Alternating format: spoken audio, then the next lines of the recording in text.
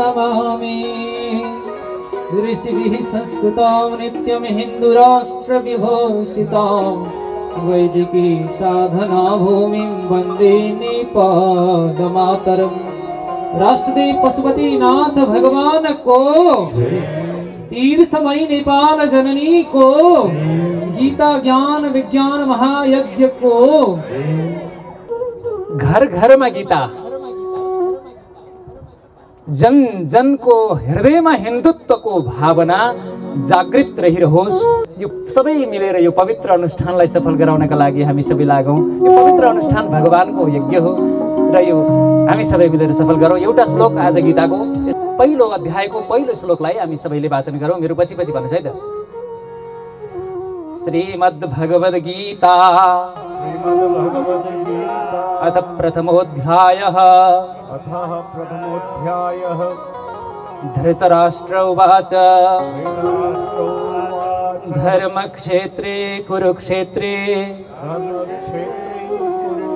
समवेतायुयुत्सवः मामकाः पाण्डवाश्चैव किमकुर्वत सञ्जय। यति एउटा श्लोकको अर्थलाई मनन गरौँ। धृतराष्ट्रले प्रश्न सोधेका छन् श्रीमद् भगवद गीतामा, हे सञ्जय अर्थात् सबै इन्द्रियहरूलाई जितेका हे आदरणीय व्यक्तित्व सञ्जय सचिव थिए तर इन्द्रिय विजेता थिए।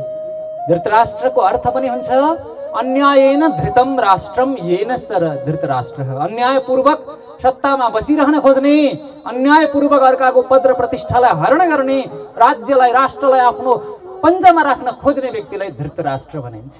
धृतराष्ट्रले सोधे यो धर्मक्षेत्र जो कुरुक्षेत्र पनि हो, यहाँ लड्ने इच्छाले, संघर्ष गर्ने इच्छाले, मर्ने र मार्ने इच्छा लिएर जो मेरा र पाण्डुका छोराहरू जम्मा भएका छन् उनीहरूले के गरे। खासमा यो संवाद श्रीकृष्णले अर्जुनलाई, भगवानले अर्जुनलाई युद्धको पहिलो दिन सुरुमै दिनुभयो तर सञ्जयले धृतराष्ट्रलाई 10 दिनपछि दिएका हुन्। यो विस्तारपूर्वक सुन्ने चाहनाले म महाभारतको इतिहास सहित यहाँहरूलाई बडा गजबले यसको पृष्ठभूमि उपक्रम यहाँहरूलाई निवेदन गरौँला। अहिले मैले श्लोकको एउटा सामान्य अर्थ मात्रै गर्दैछु र मेरा र पाण्डुका छोराहरूले के गरे। बस संसारमा द्वन्द्व भनेको यो तेरो र मेरो यतिबाटै द्वन्द्व छ। हाम्रो संस्कृतिले वसुधैव कुटुम्बकम सिकाएको छ। पुरै पृथ्वी हाम्रो घर हो। संसारमा यस्तो कुनै अन्य धर्मले संस्कृतिले सिकाएका छैनन्। अरूलाई हामीले तल पार्न यो भनेको होइन। आफ्नो विषयको महत्त्वको बोधका लागि पनि कम्पेरिटिभ स्टडी चाहिन्छ, तुलनात्मक बोध चाहिन्छ। संसारमा वसुधैव कुटुम्बकम, पुरै पृथ्वी हाम्रो घर हो भन्ने अन्त कहीँ छैन। विश्वामित्र भनेको विश्वलाई नै मित्र बनाउने हो। यस्तो पवित्र सर्वे भवन्तु सुखिनः है, हिन्दवो सन्तु सुखिनः भने भए पनि हुन्थ्यो। हिन्दूहरू सुखी हुनु होइन, सबै सर्वे, मान्छे मात्र होइन पशु प्राणीहरू पनि। यो यति महान यति उदार यो संस्कृति छ। यहाँ तेरो मेरो भन्ने भावना भन्दा माथि उठेर अध्यात्मको शिखरमा हामी पुग्न सक्छौँ। त्यसैले यो तेरो र मेरोले नै द्वन्द्व निर्माण गर्दछ, सिर्जना गर्दछ। आफ्नै परिवारका सदस्यहरू पनि लड्दैछन् यो तेरो र मेरोका कारण। र जो धर्म क्षेत्र हो त्यो अहिले युद्ध क्षेत्र बन्दैछ। हामी भित्र पनि द्वन्द्वको युद्ध निरन्तर चलिरहेको छ। त्यो द्वन्द्वको युद्ध के कारणले? राग र द्वेषका कारण। पछि आउँछ गीतामा, रागद्वेषवियुक्तैस्तु विषयानिन्द्रियैश्चरन् आत्मवश्यैर्विधेयात्मा प्रसादमधिगच्छति इत्यादि पंक्तिहरूले भगवद् गीतामा भगवान श्रीकृष्णले पछि आफ्ना धेरै गहनतम ज्ञानहरू हामीलाई बोध गराउनु हुनेछ। पहिलो अध्यायको पहिलो श्लोकमा धृतराष्ट्रले सञ्जयसँग सोधे, धर्मभूमि कुरुक्षेत्रमा लड्ने इच्छा लिएर युयुत्सव भनेको योद्धुम इच्छा भयो, यो युद्ध गर्ने इच्छाले एकत्रिताः समवेताः भनेको एकत्रिताः, एकत्रित भएका मामकाः मदीयाः जनाः पाण्डवाः पाण्डुपुत्राः उनीहरूले किम अकुर्वत के गरे, यसरी प्रश्न सोध्नुभयो।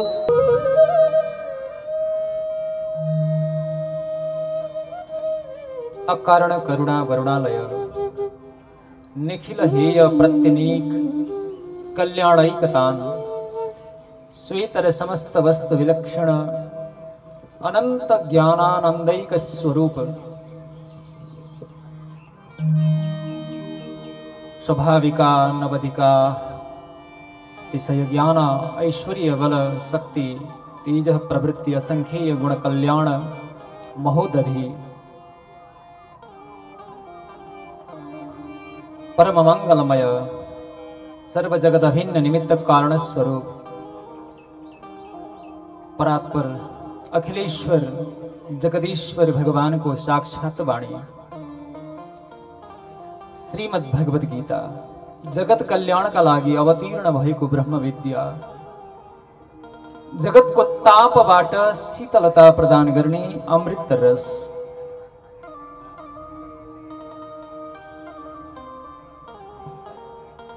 उपनिषदहरूको सारभूत दिव्य रसायन श्रीमद् भगवद गीता ज्ञान विज्ञान साप्ताहिक यज्ञ राष्ट्रदेव भगवान श्री पशुपतिनाथ को पावन चरण में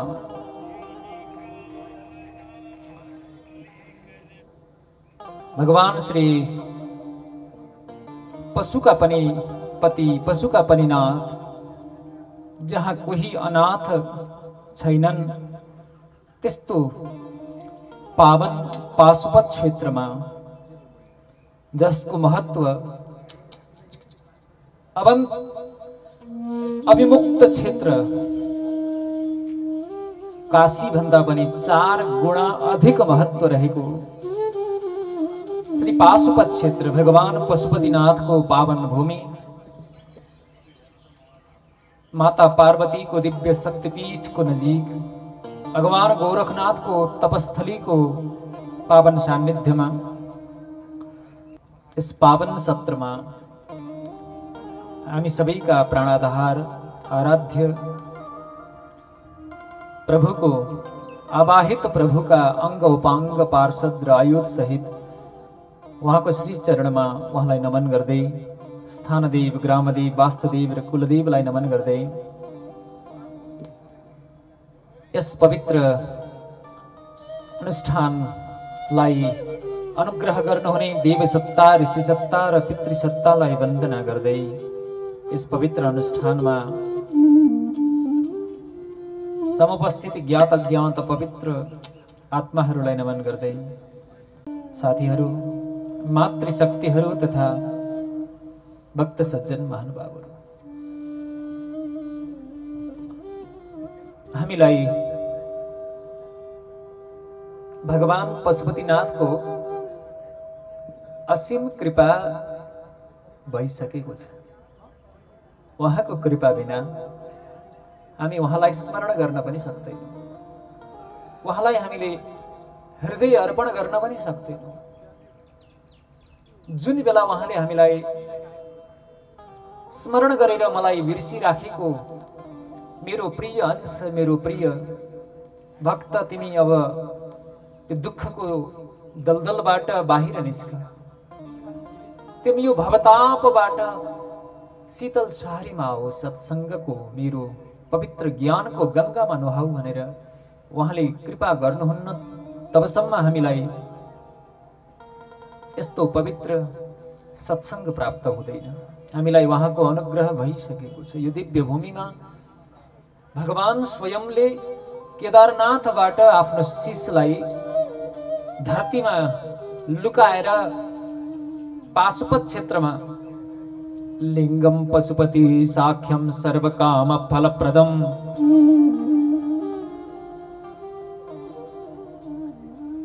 नयपालपुरीमा भगवानले आफ्नो शिरलाई प्रकट गर्नुभयो।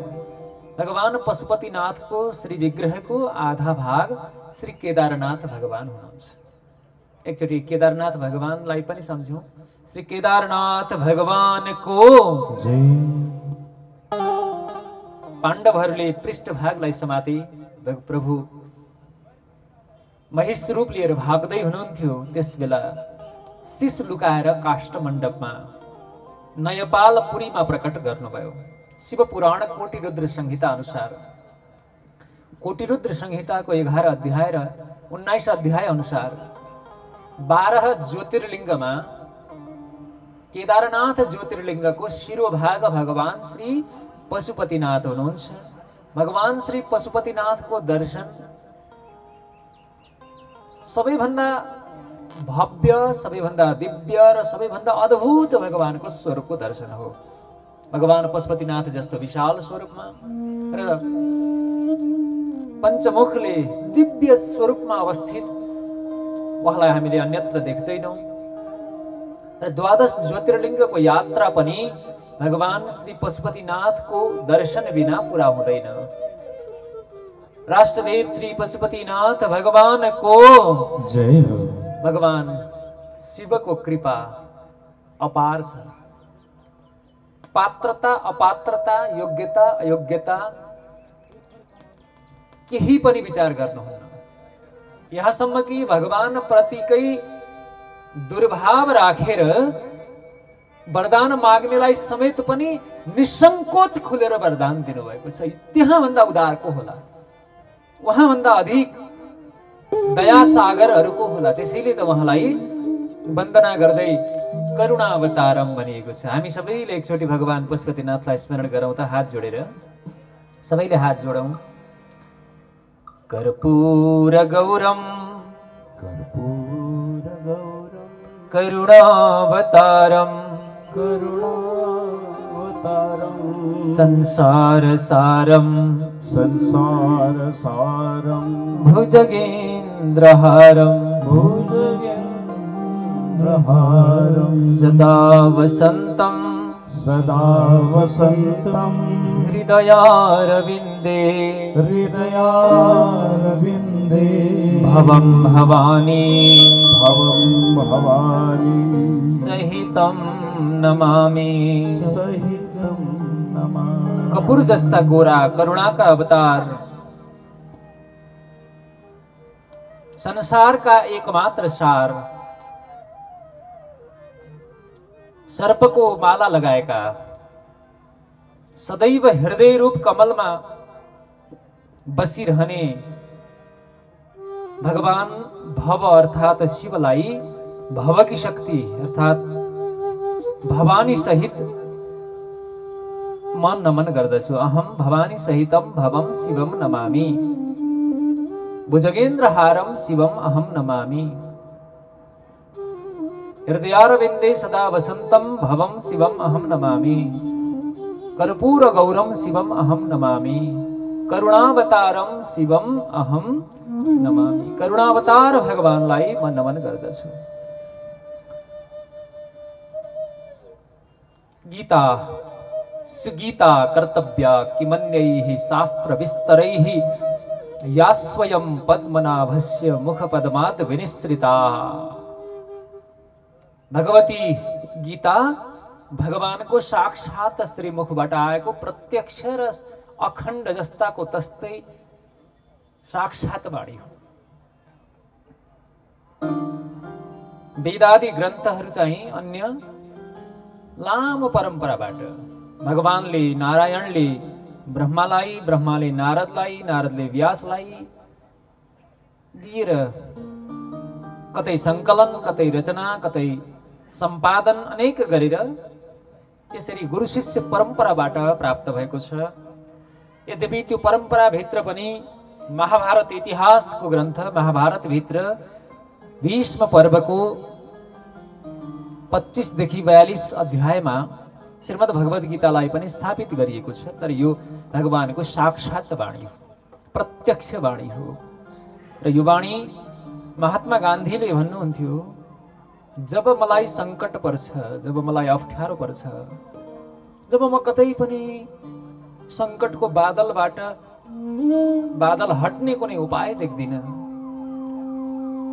अप्ठ्यारो परिस्थितिको दलदलबाट बाहिर निस्किने उपाय देख्दिन, अवलम्बन देख्दिन, तब म गीता माताको शरणमा जान्छु। र गीता माताको शरणमा जाने बित्तिकै मलाई तत्काल मेरो चेहरा प्रफुल्लित हुन्छ, म हर्षित हुन्छु।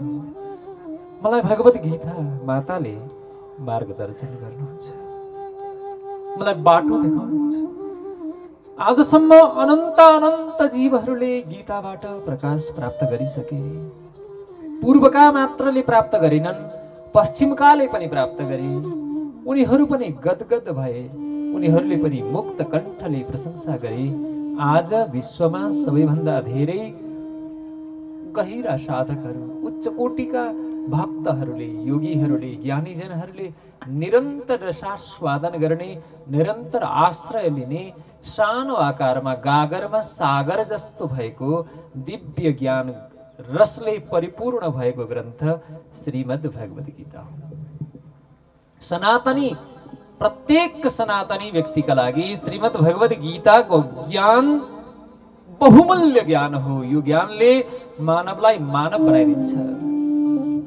गीताले एउटा मानव कस्तो हुनुपर्छ, हामी समाजशास्त्रीय दृष्टिकोणबाट, अर्थशास्त्रीय दृष्टिकोणबाट, आध्यात्मिक दृष्टिकोणबाट, सांस्कृतिक दृष्टिकोण, अनेक पर्सपेक्टिभबाट गीतालाई हेरौँ। संसारमा द्वन्द्व व्यवस्थापनका लागि पनि अर्जुनको मनमा चलिरहेको अन्तर द्वन्द्वलाई समाधान श्रीमद् भगवद गीताले गरिदिएको छ। हामी आफूभित्रका सन्देहको कारण हामी सशङ्कित छौँ, हामी डराइरहेका छौँ भविष्यप्रति, र गीताले अर्जुनलाई करिष्ये वचनम तब स्थितोस्मि गत सन्देह, अर्जुनले भन्छन् म सन्देह मुक्त बनिसकेँ, म आफ्नो स्वरूपमा स्थित भइसकेँ, म अब हजुरले जे भन्नुहुन्छ त्यो गर्छु भनेर अन्तमा पूर्ण शरणागत बनेर प्रभुको चरणमा समर्पित बनेका छन्। त्यस्तो हो श्रीमद् भगवद गीता। एउटै परिवारमा सत्ताका लागि द्वन्द्व भयो। अधिकारको खोजीमा संसारमा द्वन्द्व हुन्छ। कर्तव्य पालनद्वारा संसारका समस्त समस्याहरूको समाधान हुन्छ। हर हर महादेव भनौँ त सबैले, हातमाथि गरेर हर हर महादेव। हर हर महादेव। अधिकारको खोजीमा द्वन्द्व निम्तिन्छ। कर्तव्यको पालनाद्वारा अधिकार प्राप्ति त सुनिश्चित हुन्छ नै, संसारका समस्त समस्याहरूको समाधान पनि हुन्छ। यद्यपि दुईटा पाटा हुन् एउटै सिक्काका, अधिकार र कर्तव्य। हामी कर्तव्य भुलेर अधिकारको पछाडि लाग्दा संसारमा द्वन्द्व निम्तिएको छ। यो हरेक कुरालाई हेर्ने सकारात्मक र नकारात्मक दृष्टिकोण जस्तै। थोरै यसको पृष्ठभूमि पनि यहाँहरूलाई बताउँ।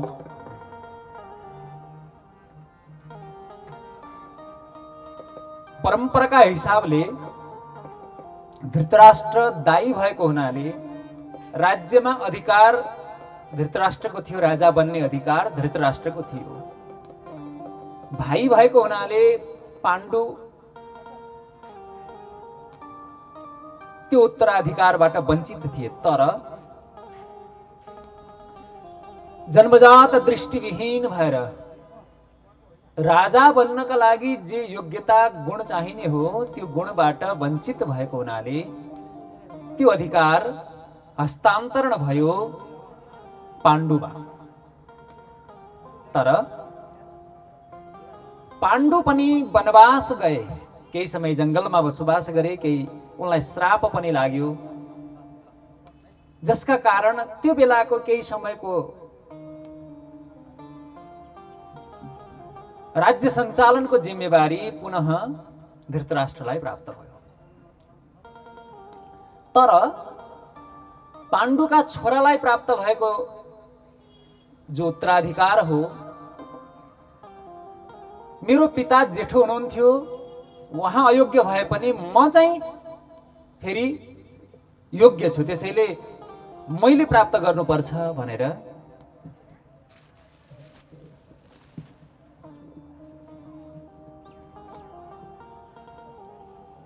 दुर्योधनको मनमा सत्ता प्राप्तिको लालसा जन्मियो। अनि युधिष्ठिर सबै प्रकारले योग्य थिए। योग्यम योग्याय दातव्यम, राष्ट्रगुरु योगी नरहरिनाथले बारम्बार भन्नुहुन्थ्यो। अयोग्यलाई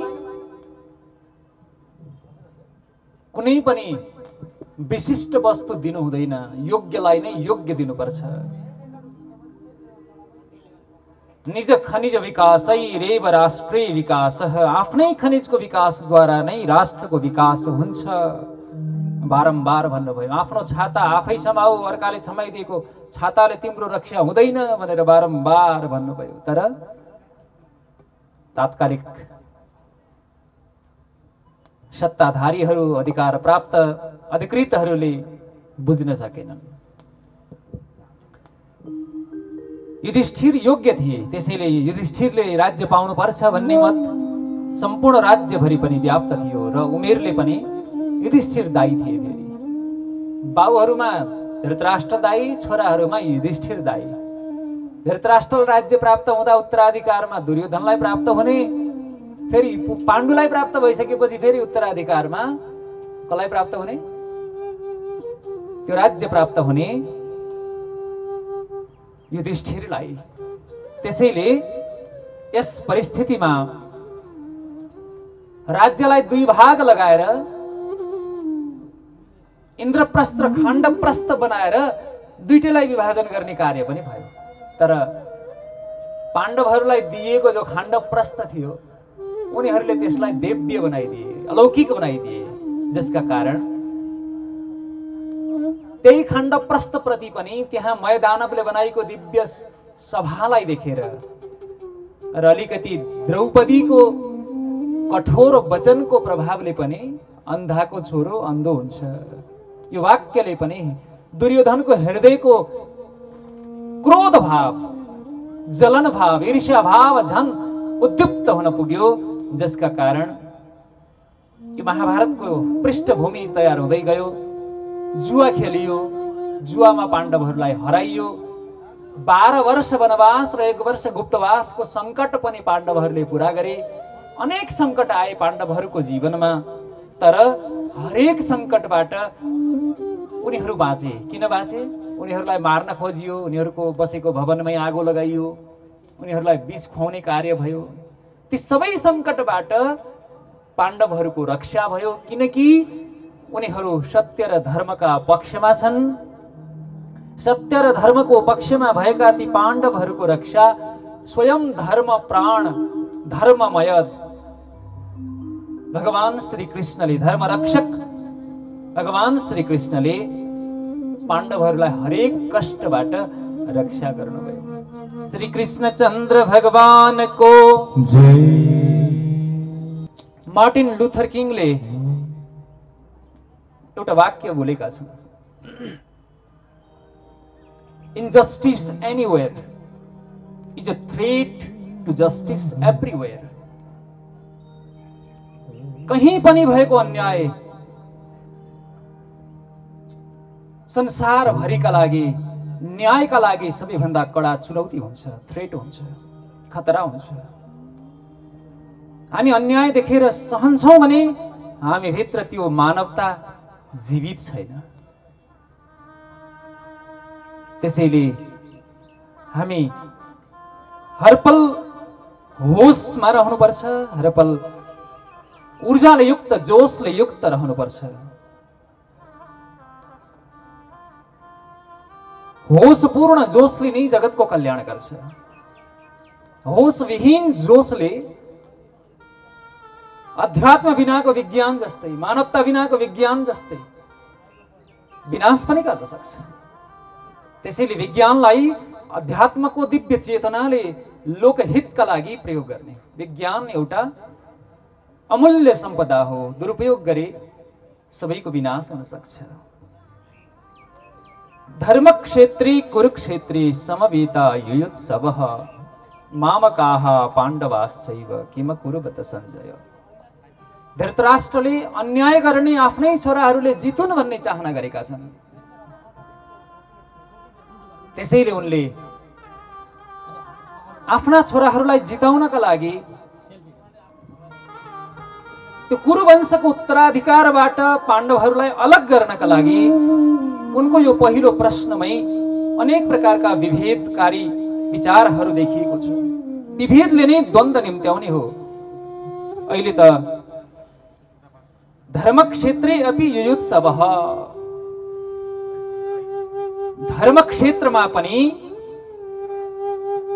मान्छेहरूले धर्मको मर्मलाई नबुझेर परस्पर द्वन्द्व गर्न सक्छन्।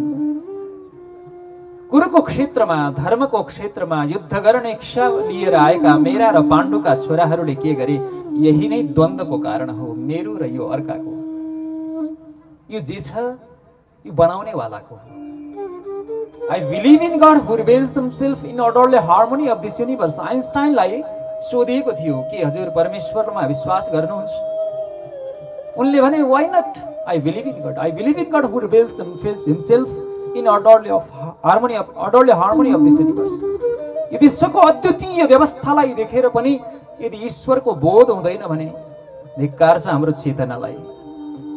एउटा सानो बीजबाट कति विशाल वृक्ष बनेको छ, एउटा सानो एउटा कणबाट कति विशाल प्राणी बनेको छ।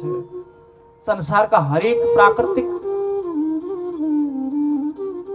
वस्तुहरू नियममा चलिरहेका छन्, ग्रहहरू समयमा चलिरहेका छन्, उदय अस्त समयमा भइरहेको छ। ग्रहण पहिले निश्चित छ, कतिखेर ती ग्रहहरूको अवस्थिति कहाँ हुन्छ। लाखौं वर्ष पहिलेदेखि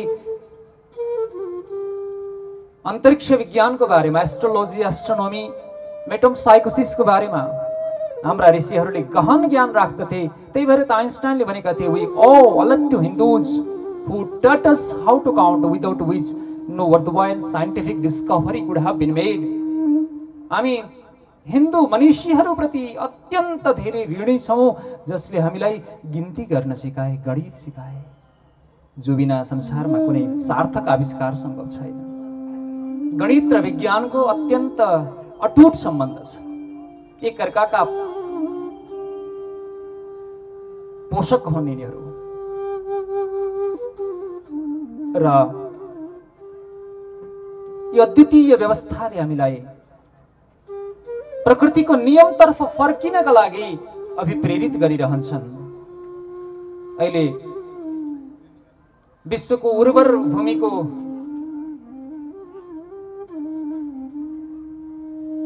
केही भाग उर्वरता विहीन भइसकेको छ। धरतीको उर्वरतालाई, प्राकृतिक स्वरूपलाई पुनः फर्काउनका लागि सद्गुरु जस्ता योगीहरूले विश्वव्यापी अभियान गरिरहेका छन्।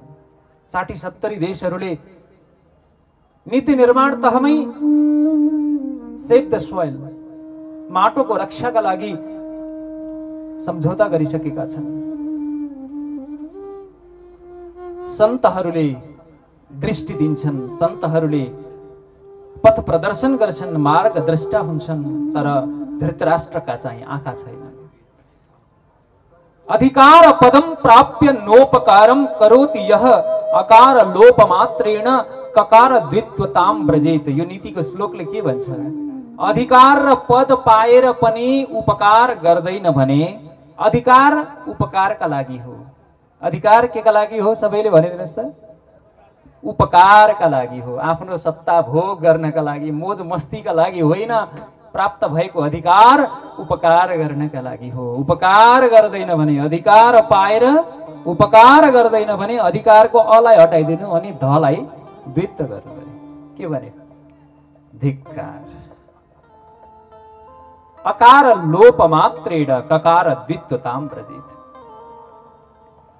अयोग्य व्यक्तिको जहाँ पूजा छ, जहाँ योग्यको अनादर छ, त्यहाँ दुर्भिक्ष, मरण र भय हुन्छ भन्छन् हाम्रा आचार्यहरू।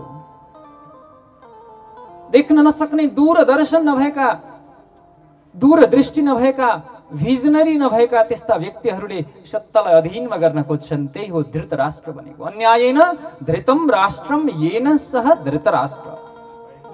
अन्यायपूर्वक पनि अधिकार पद मलाई प्राप्त होस् र मेरै सन्तानलाई उत्तराधिकारमा त्यो प्राप्त भइरहोस् भन्ने चिन्ताले नै हामीलाई दुःख दिएको छ। हामीलाई त जन्मिँदै नजन्मिएका नाति नातिनाको पनि धेरै चिन्ता छ। हर हर महादेव। जिन्दगी हाम्रो केमा बितेको छ? कति पुस्तालाई खान पुग्ने गरी कमाउने हो? एउटा हदसम्म पाप लाग्दैन भनिन्छ। मर्ता क्या नहीं करता भनिन्छ कि हिन्दीमा। बाँच्नै गाह्रो पर्यो भने, पेट पाल्न मात्रका लागि यदि कसैले केही दुःख पनि दियो भने पनि उसलाई दोष कम लाग्छ। तर यहाँ पेट भर्ने चिन्ता होइन, यहाँ त पेटी भर्ने चिन्ता छ। पेटी भरिँदै भरिँदैन, धेरै ठुला रहेछन् पेटी पनि, धेरै धेरैवटा रहेछन् पेटी पनि। त्यसैले धृतराष्ट्रले सञ्जयसँग सोधे। सञ्जयले किन उत्तर दिँदैछन्? किनकि यिनी इन्द्रिय विजयी छन्, यिनी अर्काको अधीनमा छैनन्। सञ्जयको सुख र दुःख अर्काको हातको रिमोटबाट चल्दैन। उनीहरू कसैको विचारको कठपुतली छैनन्। कसैले प्रशंसा गरिदिएर फुरुक्क पर्दैनन्, कसैले निन्दा गरेर उनी अत्यन्त धुरुक्क रुँदैनन्। आत्तिने र मात्तिने गुण छैन सञ्जयमा, उनी धीर छन्। विकारको कारण उपस्थित भएर पनि जो शान्त रहन सक्छ त्यस्तो व्यक्तिलाई धीर व्यक्ति भनिन्छ, त्यस्तो व्यक्तिलाई सञ्जय भनिन्छ। हे सञ्जय, मीरा र पाण्डुका छोराहरूले के गरे? प्रश्न सोध्नुभयो धृतराष्ट्रले। सञ्जयले अब उत्तर दिन सुरु गर्नुभयो। धृतराष्ट्रले दुर्योधनको पक्षको समाचार सुन्न खोजेका छन्। दुर्योधनले विजय प्राप्त गरोस् भन्ने चाहनाले। यद्यपि यो प्रश्नोत्तर 10 दिनपछि चलेको छ। संसारमा गीताको व्याख्या गर्ने कैयौँ विशिष्ट विद्वानहरूले पनि यहाँ गल्ती गरेका छन्। श्रीकृष्ण र अर्जुनको संवाद युद्धभन्दा पहिले 18 दिनको युद्धको पहिलो दिनको युद्धभन्दा पहिले भएको थियो, तर धृतराष्ट्र र सञ्जयको संवाद चाहिँ 10 दिनपछि भयो। त्यतिखेरसम्म सञ्जय पनि कुरुक्षेत्रमा थिए। भीष्म पितामह धराशायी भएर ढलिसकेपछि बल्ल उनी पुनः फर्केर धृतराष्ट्र कहाँ आए। युद्धभन्दा पहिले पनि उनी धृतराष्ट्रलाई नै उपदेश दिइरहेका थिए। भगवान वेदव्यासले आफ्नो अत्यन्त बुद्धिमान शिष्यलाई धृतराष्ट्रको द्वन्द्व व्यवस्थापनका लागि, धृतराष्ट्रलाई शान्ति मिलोस् भनेर, छटपटाएका धृतराष्ट्रलाई केही भए पनि राहत मिलोस् भनेर आफ्ना अत्यन्त प्रिय शिष्य उपदेशका लागि समर्पित गर्नुभएको थियो। तिमी चाहन्छौ भने युद्ध देख्न सक्ने क्षमता म दिन्छु भन्नुभएको थियो। सन्दुक रुइत यही नजिकै हुनुहुन्छ। यो कार्यक्रममा पनि उहाँ आउने जानकारी छ। हजारौं दृष्टिविहीनहरूलाई उहाँले आँखा देख्न सक्ने बनाउनु भएको छ, अपरेसन गर्नुभएको छ, जीवन दान दिनुभएको छ। भगवान वेदव्यासले यदि तिमीले चाहन्छौ भने म तिमीलाई तिम्रो आँखा देख्न सक्ने गराइदिन्छु, त्यो पनि यहाँ बसेर इन्द्रप्रस्थमा बसेर कुरुक्षेत्र देख्न सक्ने बनाइदिन्छु, म दिव्य दृष्टिले युक्त गराइदिन्छु भन्नुभएको थियो। तर उनले भने मैले सृजना देख्न सकिनँ। मेरा साना साना कलिला बच्चाहरू हुर्किँदै गरेको, उनीहरूले तोतली बोली बोलेर मिठो मिठो किलकारी भर्दै गरेको, मधुर मधुर वाणीमा उनीहरू खेल्दै गरेको, सुन्दर स्वरूप लिएर नाच्दै गरेको देख्न सकिनँ मैले। जबकि अब मर्न लाग्दा, लडाइँ गर्दा विभत्स त्यो रुधिरपूर्ण रक्तपूर्ण त्यो दृश्य देख्नका लागि म चाहन्न, बरु मेरो नजिक कोही त्यस्तो समर्थ व्यक्ति दिनुहोस् भनेपछि भगवान वेदव्यासले सञ्जयमा त्यो विशिष्ट दूरदर्शनको सामर्थ्य दिएर सञ्जयलाई आफ्नो प्रतिनिधिका रूपमा उपदेश दिन राखिदिनु भएको थियो। सञ्जयले भन्छन्, दृष्ट्वा तु पाण्डवानीकं व्यूढं दुर्योधनस्तदा आचार्यमुपसंगम्य राजा वचनमब्रवीत्। सञ्जयले दुर्योधनलाई राजा शब्दले सम्बोधन गरेका छन्। पाण्डवानीकम, पाण्डवहरूको अनेकलाई देखेर, अनेक भनेको सेनालाई। कस्तो सेनालाई त भन्दा व्यूढम, व्यूह आकारमा रचना गरिएको पाण्डवहरूको सेनालाई देखेर दुर्योधन आचार्यम द्रोणम उपगम्य, दुर्योधन द्रोणाचार्यको समीपमा गएर यस्तो कुरा बोल्न लागे। दुर्योधनको मुटु काप्न थालेको छ। 5 पाण्डवको पक्षमा जम्मा 7 अक्षौहिणी सेना छन्। कौरव दुर्योधनको पक्षमा 11 अक्षौहिणी सेना छन्। धेरै छन् सेना, तर सेना धेरै भएर पनि व्यूह रचना पाण्डवहरूले यति कुशलताले गरेका थिए, त्यो व्यूह रचनाका कारण थोरै सेना पनि धेरै देखिन्थे। कहिले काहीँ कथा प्रवचनमा थोरै मान्छे भयो भने हामीहरूले के गर्छौँ भने मान्छेहरूलाई अलिक ग्यापमा अलिक खाली राखेर अलि हेर्दाखेरि परैसम्म भरिने गरी राख्छौँ क्या, ताकि त्यो रचनाबाटै त्यहाँ मान्छेहरूको ऊर्जा उत्साह उमङ्ग धेरै छ भन्ने कुराको बोध होस्। यो पनि एउटा व्यूह रचना हो। पाँच पाण्डवले त्यो दिन जो व्यूहको रचना गरेका थिए सेनाद्वारा 11 अक्षौणी सेना भन्दा पनि अझ धेरै देखिन्छ, अझ डरलाग्दो देखिन्छ, अझ विभत्स देखिन्छ, अझ भयङ्कर देखिन्छ। त्यो कला हो। धेरै प्रकारका व्यूहहरू छन् शास्त्रमा। शङ्ख व्यूह छ, चक्र व्यूह छ, मकर व्यूह छ, अनेक प्रकारका व्यूहहरू छन्। तिनीहरूको आफ्नो नियम छ। त्यो चक्र व्यूहमा फसेको व्यक्ति बाहिर निस्कन सक्दैन। अभिमन्यु त्यसै गरी मारिन्छन् यही युद्धमा। दुर्योधन गुरु द्रोणाचार्यका समीपमा पुगे। द्रोणाचार्यको पात्रको बारेमा पनि थोरै चर्चा गरौँ। हिजो यहाँ डाक्टर भोला रिजाल आउनुभयो। हिजो नेपालमा पहिलो टेस्ट ट्युब बेबी बनाउने उहाँकै सत्सङ्कल्पमा त्यहाँ हस्पिटलमा पहिलो टेस्ट ट्युब बेबी निर्माण भयो। द्रोणाचार्यलाई यदि हामीले अहिलेको दृष्टिकोणबाट हेर्ने हो भने उनी पनि एक प्रकारका टेस्ट ट्युब बेबी हुन्। किन हुन्? द्रोण भनेको पात्र हो। उनको पनि जन्म द्रोणमा बाल्टीमा भएको, बाल्टीबाट भएको। अब ट्युब भनेको बाल्टी भनेको एउटै कुरा हो। द्रोणाचार्य आफै पनि अहिलेको भाषामा भनिने टेस्ट ट्युब बेबी जस्तै पात्र हुन्। उनको जीवनको एउटा दोष के भनौँ, कौरवहरूलाई शिक्षा दिएर दीक्षा दिएर उनीहरूको गुरु बनेको हुनाले सत्तामा भएको व्यक्तिको अधीनमा रहेर उनी अन्यायका पक्षमा पनि लड्नुपर्ने भयो, विरुद्धमा लड्नुपर्ने पात्र हो ब्राह्मण। तर कर्मले उनी क्षत्रिय बन्न पुगे। ब्राह्मण परिवारमा जन्मेर पनि युद्धमा लड्ने लडाकु बनेर उनी क्षत्रिय बन्न पुगे। यो कुरा श्रीमद् भागवतको सप्तम स्कन्धको 11 अध्यायको अन्तिम श्लोकमा एउटा गजबको श्लोक छ। यस्य यल्लक्षणं प्रोक्तं पुंसो वर्णाभिव्यञ्जकं यदन्यत्रापि दृश्येत तत्तेनैव विनिर्दिशेत्। जसमा जस्तो गुण छ गुणको आधारमा उसको वर्ण बुझ्नु। यस्य वर्णाभिव्यञ्जकं यस्य यल्लक्षणं प्रोक्तं अन्यत्र यदि तल्लक्षणं दृश्यते चेत् तत् अपि तेन एव विनिर्दिशेत्। यदि ब्राह्मण भनिएको व्यक्तिमा शूद्रका गुण छन्, शूद्र भनिएको व्यक्तिमा क्षत्रियका गुण छन्, वैश्य भनिएको व्यक्तिमा शूद्रका गुण छन् भने गुणको आधारमा उसको वर्णलाई पहिचान गर्नु। यो श्रीमद् भागवतको वचन हो। जन्मजात कुलीन र अत्यन्त संस्कारी विशिष्ट परिवारमा जन्म लिनु त जीवको भाग्यको कुरा हो। जन्म नै असल संस्कार भएको ठाउँमा जन्म पायो, तर त्यो संस्कारलाई उसले धान्न सकेन भने एउटा कुरा भन्छु नि म हजुरहरूलाई, कोही राम्रोसँग शल्य विद्या शल्य चिकित्सा पढेको छैन, त्यसको ज्ञान पनि छैन, त्यसको सर्टिफिकेट पनि छैन भने उसलाई हामीले अपरेसन गर्न दिन्छौँ त?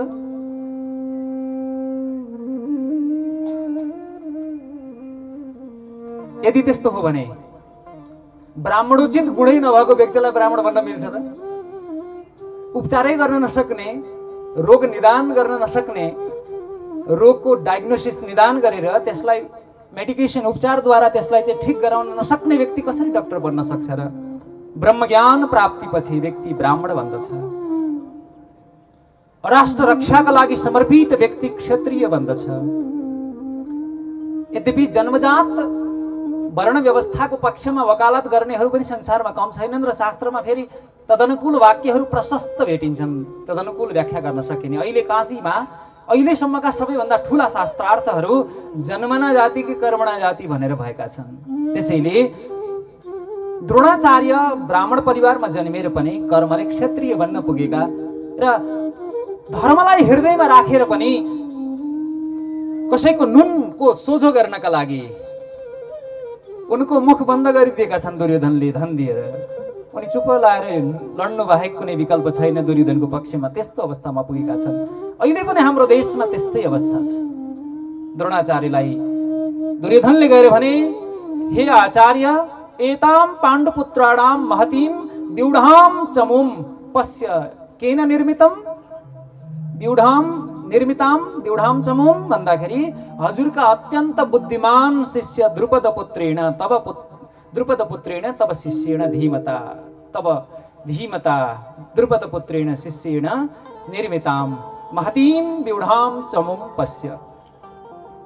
हे आचार्य, हजुरका बुद्धिमान शिष्य दृष्टद्युम्नले द्रुपदका छोराले बनाएको यो सेना त हेर्नुहोस्। अब दुर्योधनलाई ज्ञान थिएन फेरि। त्यो दिनको व्यूह रचना, त्यो दिनको सेनाध्यक्ष वास्तवमा भीमसेन थिए भीमसेन। तर दुर्योधनलाई चाहिँ दृष्टद्युम्नले बनाएको हो भन्ने लागेको थियो। त्यसैले गर्दा उनले दृष्टद्युम्नद्वारा निर्मित भनेर भनेका छन्। यो भन्नुको एउटा रहस्य छ, किनभने द्रुपद र द्रोणाचार्यको बीचमा द्वन्द्व छ। पहिले सँगै पढेका साथी। अब धनको अहंकारले मित्रता कसरी नष्ट हुन्छ भन्ने उदाहरण यहाँ देखिन्छ। अद्भुत छ। साथी सँगै पढ्दाखेरि राजा द्रुपदले, युवराज थिए पहिले, उनले भने तिमीलाई जीवनमा कहिल्यै कठिनाई पर्यो भने, समस्या पर्यो भने म कहाँ आऊ है भनेर आफ्नो ब्राह्मण साथीलाई भने। ब्राह्मणले साँच्चै छोराले गाईको दुध दिनुस् न मेरो पिताजी भनेर घरमा गाई पनि नहुँदा, दुध खाने एउटा प्राणी, एउटा गाई पनि घरमा नभएपछि, सङ्कटको स्थिति भएपछि साथी कहाँ त्यो दुःखमा आऊ है भनेर सम्झेको मित्रलाई सम्झेर उनी गए। तर यस्तो व्यवहार भयो कि पहिले त उनलाई भेट्नै गाह्रो।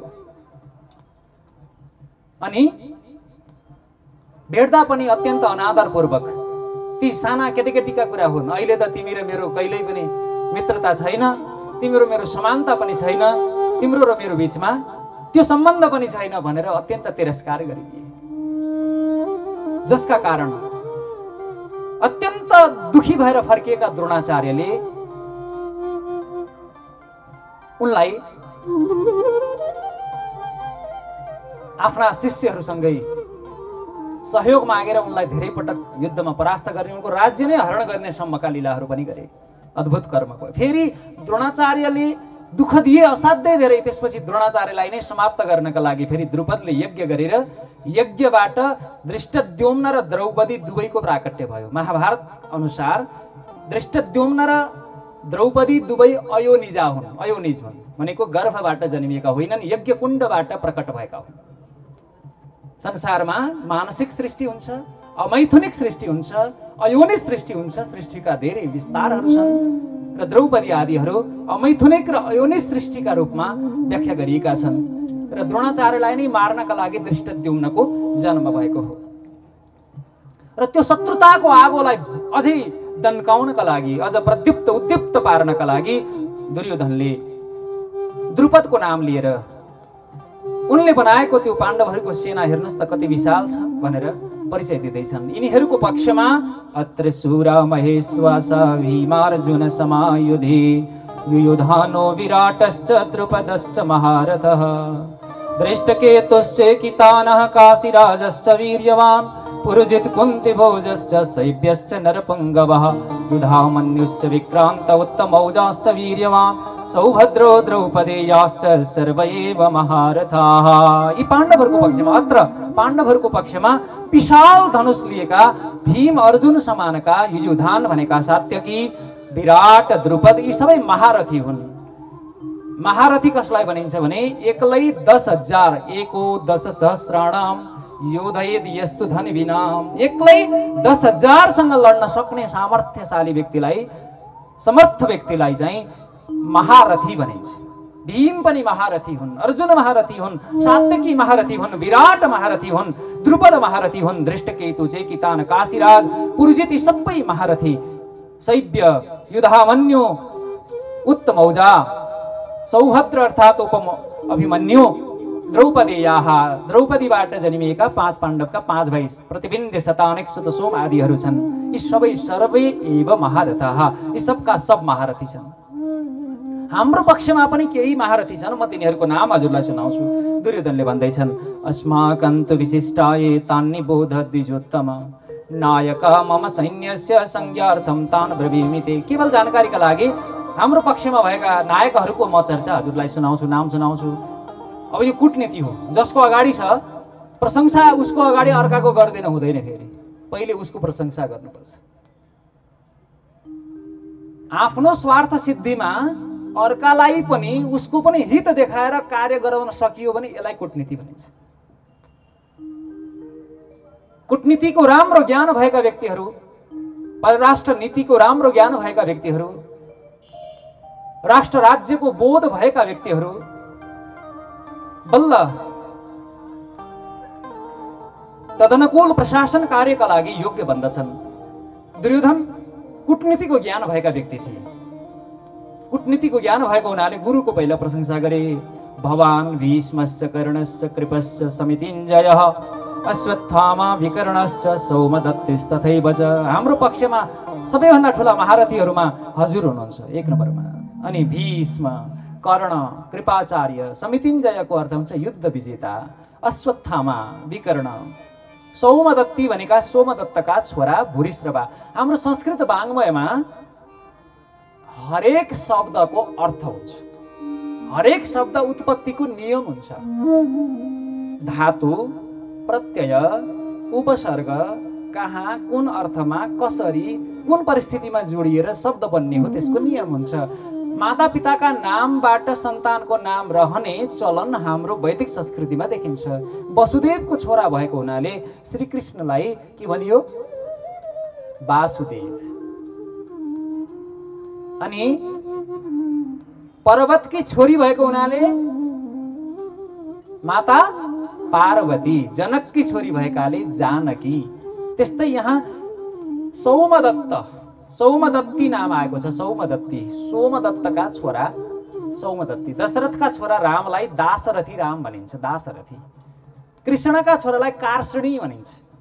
यस प्रकार मातापिताको नामबाट सन्तानको नाम पनि हुन्छ। अन्ये च बहवः शूरा मदर्थे त्यक्तजीविताः नाना शस्त्र प्रहरणाः सर्वे युद्ध विशारदाः। अरू पनि धेरै मेरा लागि जीवन नै परित्याग गरेका, मर्न तयार भएका, शस्त्र अस्त्र चलाउनमा कुशल, युद्धमा प्रवीण दक्ष धेरै व्यक्तिहरू यहाँ छन्। यहाँ शस्त्र र अस्त्र दुईटा शब्दलाई हामीले बुझौँ। शस्त्र फालेर गरिने, युद्धमा जो हतियारहरू फालिन्छन् तिनीहरूलाई अस्त्र भनिन्छ। असुक्षेपणे हातमै राखेर प्रहार गरिन्छ भने त्यस्तोलाई शस्त्र। जस्तो फालिन्छ भने फालिनेलाई चाहिँ अस्त्र भनिन्छ। हातबाट छुटेर जाने अस्त्र, हातमै रहेर लडिरहने त्यसलाई चाहिँ शस्त्र। अब यहाँ बडा गजबको प्रयोग छ। संस्कृत भाषा विलक्षण भाषा हो। अहिलेसम्म 1,02,78,50,00,000 शब्दहरू त अहिले प्रयोगमा छन् संस्कृत भाषाका। अब यो साहित्य सिर्जना, संस्कृत वाङ्मयको अभ्यास गर्दै जाँदा फेरि केही समयमा त्यति नयाँ शब्द बन्ने सामर्थ्य पनि संस्कृत भाषामा छ। र एउटै शब्दका हामीले सामान्य बुझ्ने र गीतामा आएको अर्थ पनि विचार गरौँ। अपर्याप्तम तदस्माकं बलं भीष्माभिरक्षितम् पर्याप्तं त्विदमेतेषां बलं भीमाभिरक्षितम् अयनेषु च सर्वेषु यथा भागमवस्थिताः भीष्ममेवाभिरक्ष्यन्तु भवन्तः सर्व एव हि। अस्माकं तत् भीष्माभिरक्षितं बलम अपर्याप्तम। ल हेर्नुस्, दुर्योधनले भने भीष्मद्वारा अभिरक्षित हाम्रो बल जो छ त्यो बल चाहिँ अपर्याप्त छ। अब संस्कृतका आचार्यहरू पनि दुई भागमा विभक्त छन्। ल हेर्नुस् है, यो अपर्याप्त शब्दलाई शङ्कराचार्यजीले अजेय भनेर व्याख्या गर्नुभएको छ है। श्री रामानुजाचार्यजीले अपर्याप्त भनेको कम थोरै, हामीले लोकमा सामान्यतया नेपालीमा अपर्याप्त भनेको थोरै छ, पर्याप्त भनेको पुरै छ, धेरै छ भन्ने भन्छौँ नि। तर संस्कृत व्युत्पत्ति यसको फरक पनि हुन्छ।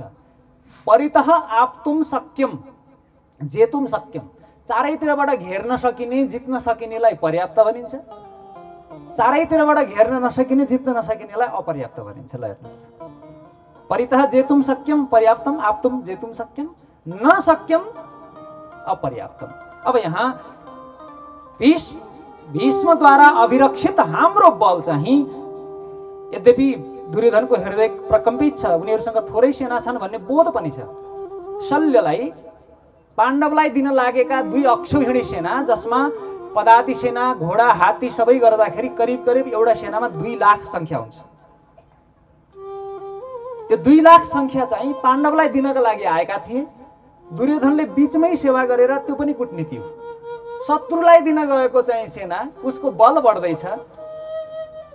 शत्रुको शत्रुलाई मित्र बनाउँदाखेरि आफ्नो सामर्थ्यको अभिवृद्धि हुन्छ। हुन त शत्रुको शत्रु पनि शत्रु मानिन्छ, तर संसारमा सबैभन्दा मित्र, शत्रुलाई मित्र बनाउनु भनेको संसारमा सबैभन्दा ठुलो मित्र बनाउने कला हो र आफू चाहिँ सधैँभरि शक्तिशाली भइरहने अत्यन्त सुन्दर कला हो।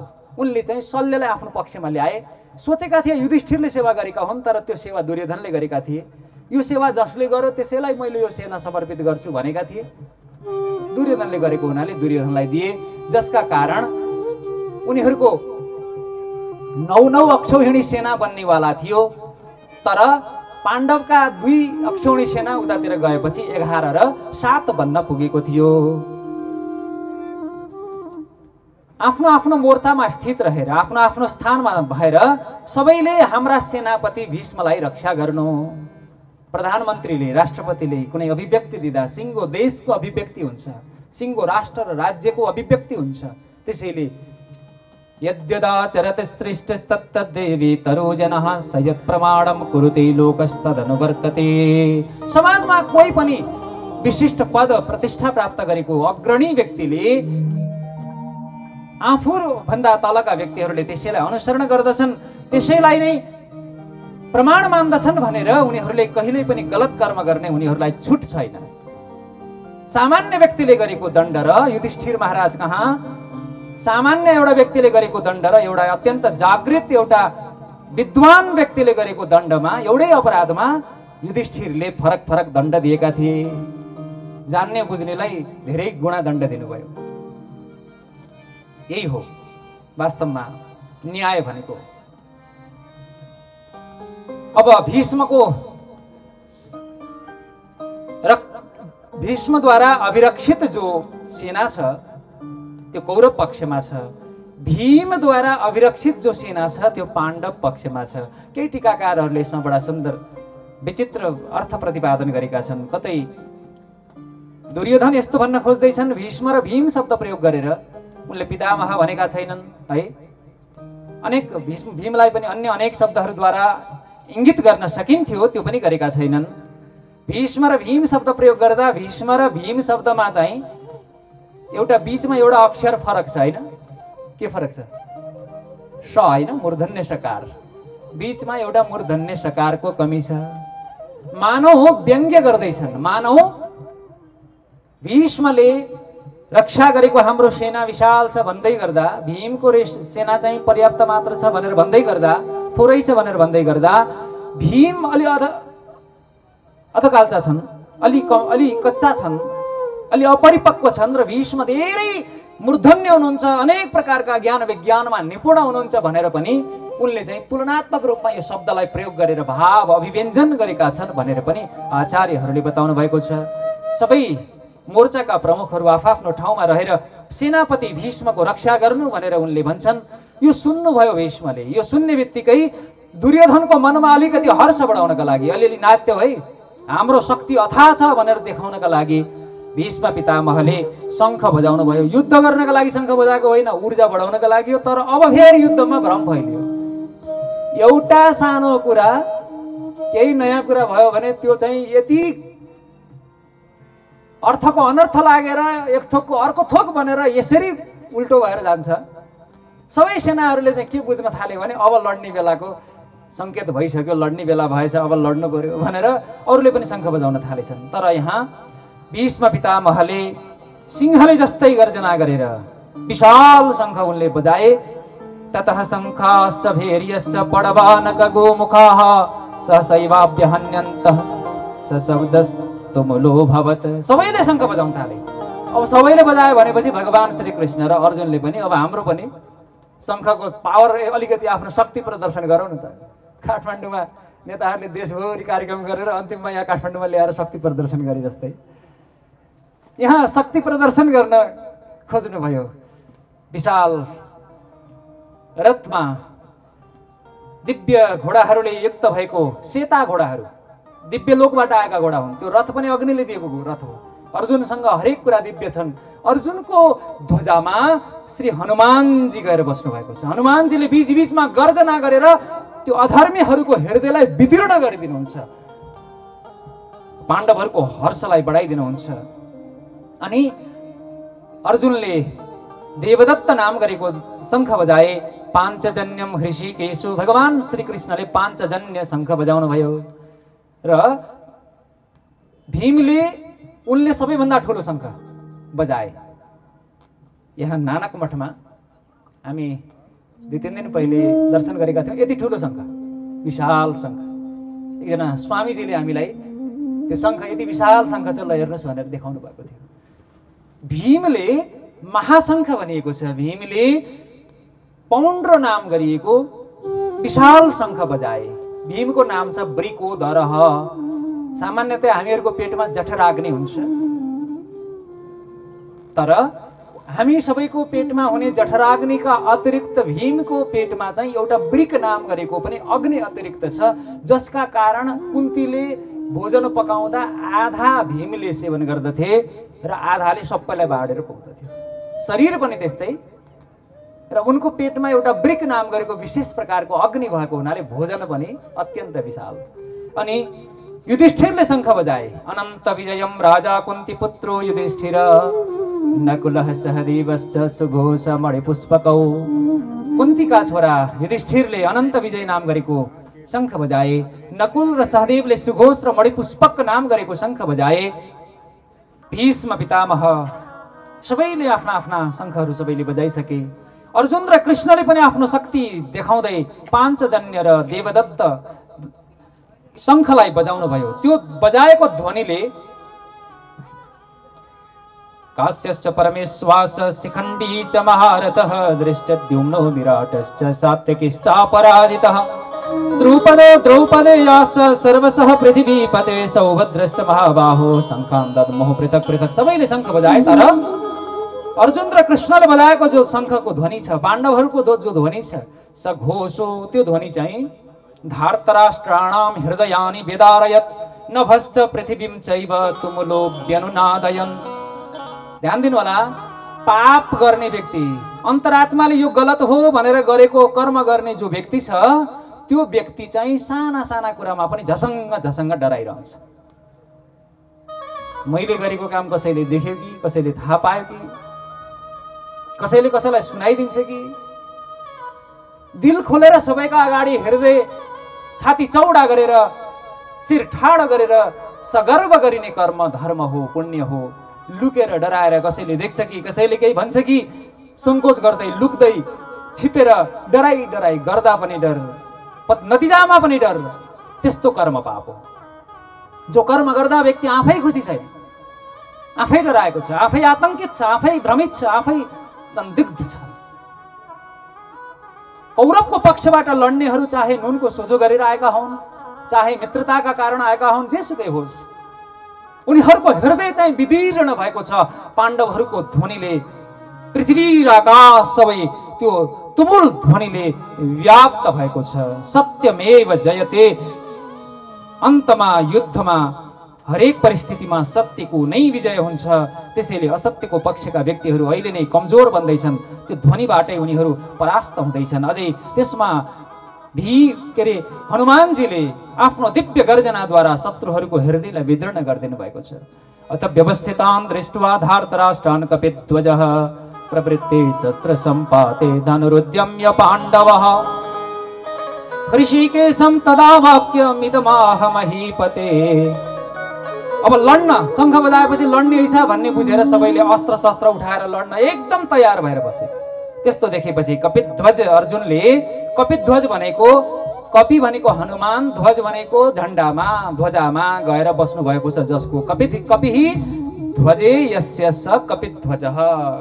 त्यस्तो अर्जुनले पनि धनुरुद्यम्य आफ्नो गाण्डीव धनुष उठाए र ऋषिकेशलाई यस्तो कुरा भने, हे महीपते, हे पृथ्वीपते, हे धृतराष्ट्र, ऋषिकेशम तदा पाण्डवः इदं वाक्यम आहा। यो कुरा भन्छन्।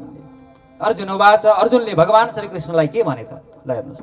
सेनयोरुभयोर्मध्ये रथं स्थापयमेच्युत, यावदेतान् निरीक्षेऽहं योद्धुकामान् अवस्थितान् कैर्मया सह योद्धव्यमस्मिन् रणसमुद्यमे योत्स्यमानान् अवेक्षेऽहं ययेतेऽत्र समागताः।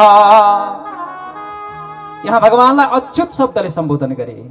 अच्युत, जो कहिल्यै आफ्नो स्वरूपबाट च्युत हुँदैन, जसको वचन कहिल्यै खेर जाँदैन, जसले बोलेको कुरा कहिल्यै असत्य हुँदैन, जो अच्युत हुन्छ, जसको कहिल्यै नाश हुँदैन। हे अच्युत, मेरो रथलाई हजुरले दुवै सेनाको बीचमा लगेर राखिदिनुहोस्, जसबाट म यता मेरो पक्षका पनि र विपक्षका पनि सबैलाई मैले देख्न सकूँ। मसँग लड्न समर्थ को छन्, म कोसँग लड्नका लागि तयार छु, म योग्य छु, म यो हेर्छु नि त। कैर्मया सह योद्धव्यम अस्मिन् रणसमुद्यमे, यो रण उद्योगमा म कोसँग लड्नुपर्छ। योत्स्यमानान् अवेक्षेऽहं ययेतेऽत्र समागताः, लड्न आएकाहरू त्यो पनि कसरी त? धार्तराष्ट्रस्य दुर्बुद्धिर्युद्धे प्रियचिकीर्षवः, दुर्बुद्धि भएको दुर्योधनको पक्षमा लड्न आएका ती व्यक्तिहरू पनि त दुर्बुद्धि नै हुन् नि। तिनीहरूलाई एक नजर लगाएर त हेरौँ। एवमुक्तो हृषिकेशो गुणाकेशेन भारत सेनयोरुभयोर्मध्ये रथं स्थापयित्वा रथोत्तमं भीष्मद्रोणं प्रमुखतः सर्वेषां च महीक्षिताम् उवाच पार्थ पश्यैतान् समवेतान् कुरुनिति। भगवान श्री कृष्णले कति कूटनीतिपूर्ण उत्तर दिनुभयो हेर्नुहोस्। सञ्जयले भन्नुभयो अर्जुनले यस्तो भने, भगवान श्री कृष्णले चाहिँ रथलाई दुवैको बीचमा लगेर राखिदिनु भयो, दुवै सेनाको बीचमा। त्यसको ठ्याक्कै कसको अगाडि त भन्दा भीष्म र द्रोणको नजिकै लगेर, अगाडि लगेर सबै राजाहरूलाई देख्ने गरी, जो महान शक्तिशाली राजा उनीहरू नेतृत्व गरेर अगाडि थिए। र भगवान श्री कृष्णले भन्नुभयो उवाच पार्थ, अर्जुनका 10वटा प्रमुखहरू नाम छन् र अर्जुनका अनेकौं अरू नामहरू पनि छन्, ती मध्ये एउटा नाम हो पार्थ। पार्थ शब्दको अर्थ के हो? पार्थ शब्दको अर्थ हुन्छ, दुईटा महत्त्वपूर्ण अर्थ छन्। आमाको नाम कुन्तीको एउटा नाम हो पृथा, पृथाका छोरा भएकाले अर्जुनलाई के भनिएको हो? पार्थ भनिएको।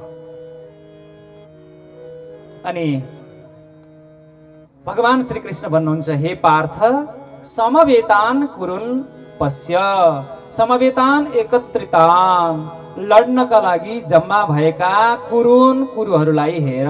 यो कुरुन भन्ने शब्दभित्र त पाण्डवहरू पनि आए, धृतराष्ट्रका सन्तानहरू पनि सबै आए। ल हेर्नुहोस्, पूर्वज त कुरु हुन् नि त दुवैका।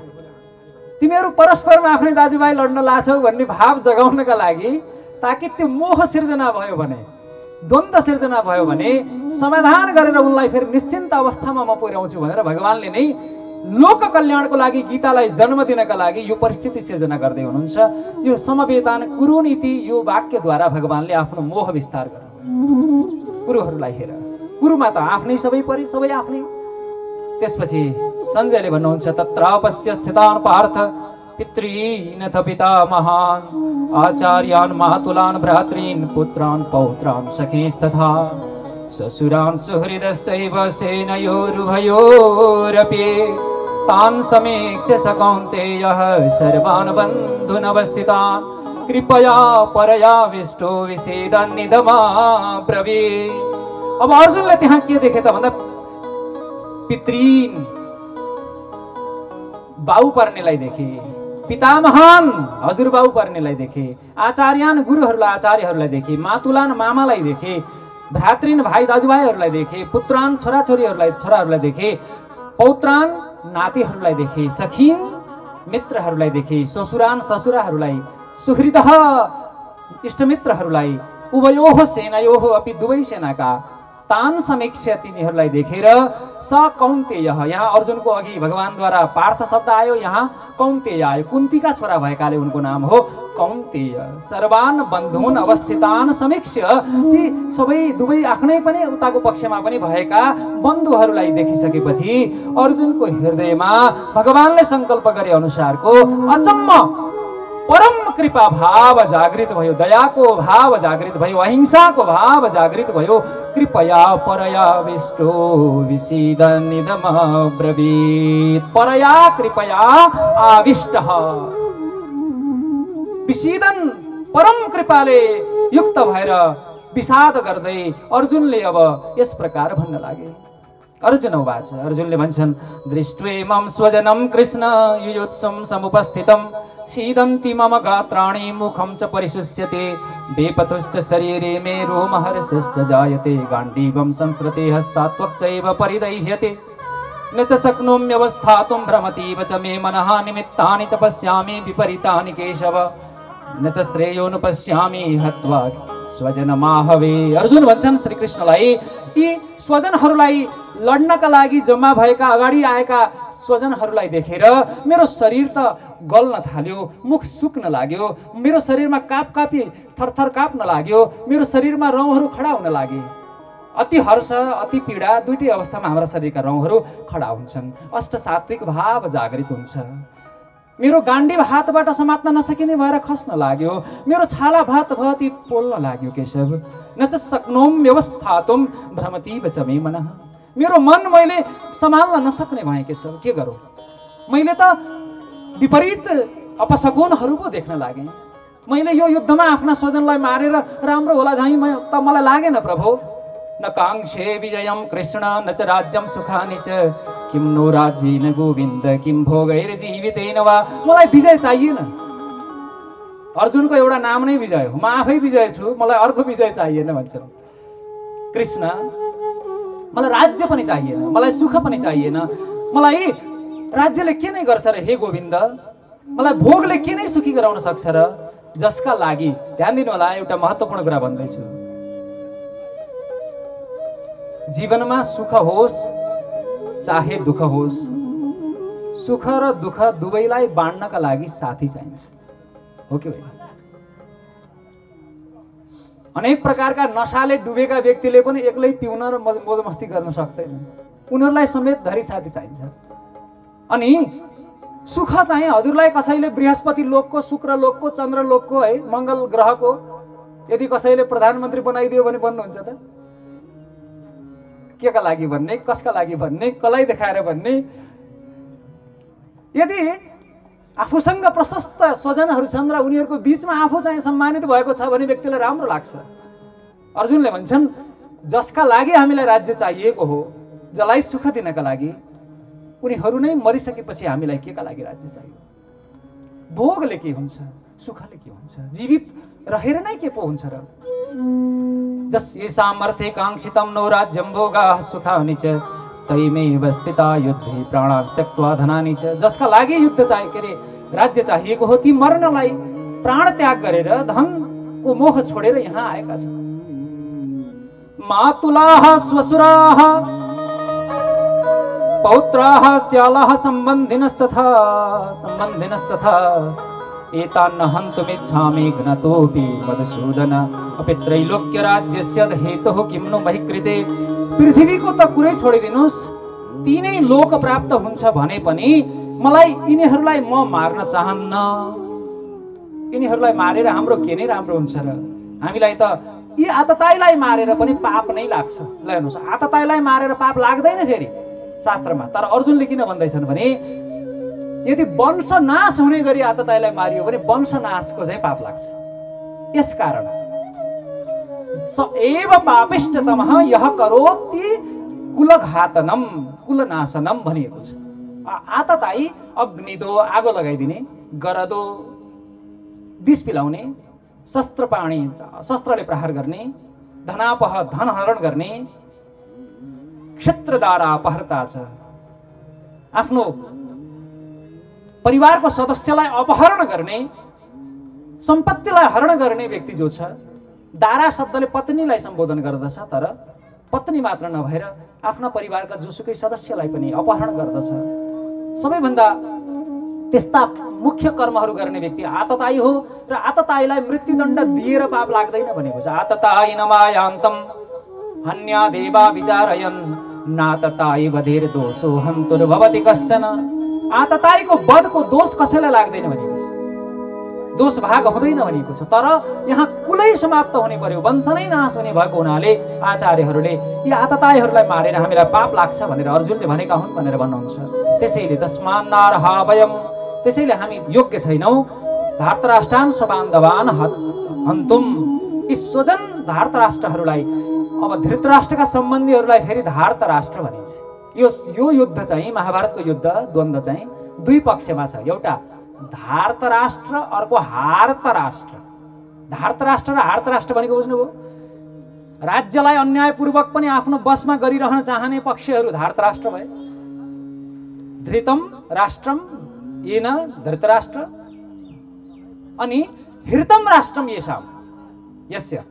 फेरि जसको राज्य हरण भएको छ उसलाई हृतराष्ट्र, हृतराष्ट्र र धृतराष्ट्रको का सम्बन्धीहरूको द्वन्द्व यहाँ छ। त्यही भएर यी धार्तराष्ट्र स्वबान्धवहरूलाई मारेर हाम्रो भलो हुँदैन, आफ्नै जनहरूलाई मारेर हामी कसरी सुखी हुन सक्छौँ र हे माधव।